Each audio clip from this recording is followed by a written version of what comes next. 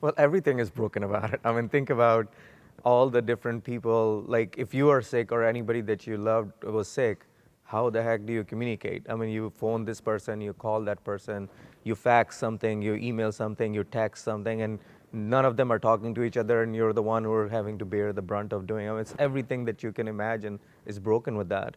So what we did, because I've been here in post-acute care for the past 10 years, trying to solve that problem, and I think we finally got it. So it's think of it like a Slack channel or a Teams channel, but its channel is for a patient.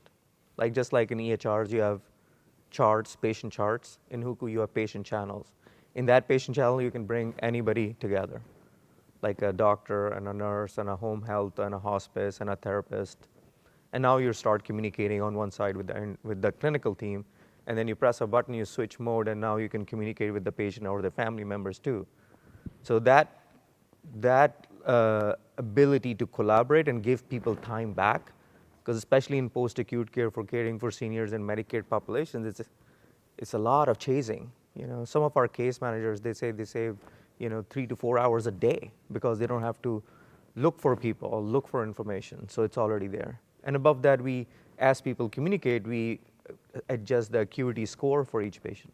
So now it's even more easy to manage my population in real time because people are doing their job. They're just communicating via secure text in Hucu, but we take that information and we say, oh, out of these 2,000 people, these 20 are high risk. So everybody can focus on those.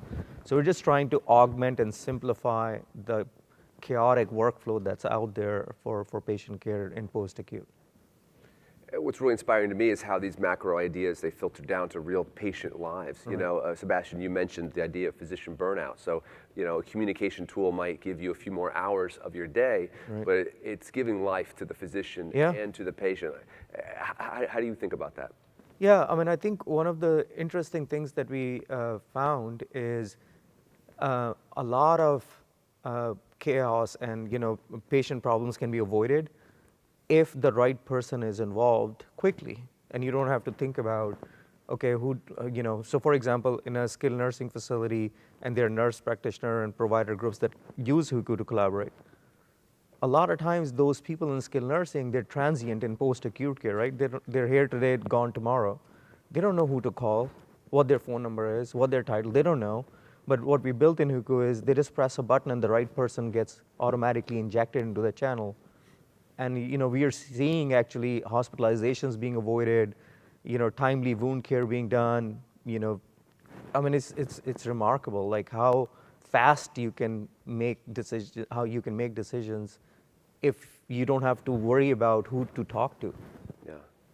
Yeah, and it's in a format that many people are already familiar with. Yeah, if you know how to text, I mean, that's the most dumb way to communicate right now. All right, I want to